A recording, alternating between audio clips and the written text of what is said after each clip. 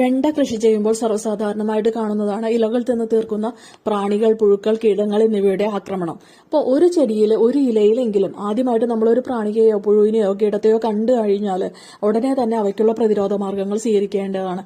ഇല്ലെങ്കിൽ അവ മുഴുവനായിട്ട് ഇലകൾ തിന്ന് തീർത്ത് ചെടി നശിച്ചു പോകാൻ സാധ്യതയുണ്ട്. ഇതാകണ്ടോ, ഈ ചെടിയുടെ ഇലയിൽ ഒരു പ്രാണി ഇരിക്കുന്നുണ്ടോ?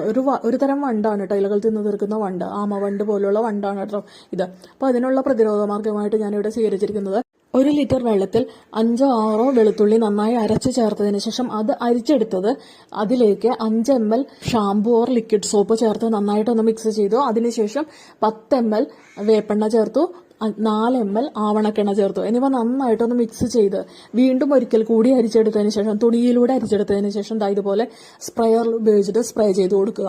ഇലകളുടെ അടിഭാഗത്തും മുകൾ ഭാഗത്തും എല്ലാം വീഴുന്ന, ചെടിയുടെ മുഴുവനായിട്ട് വീഴുന്ന രീതിയിൽ വേണം സ്പ്രേ ചെയ്ത് കൊടുക്കേണ്ടത്.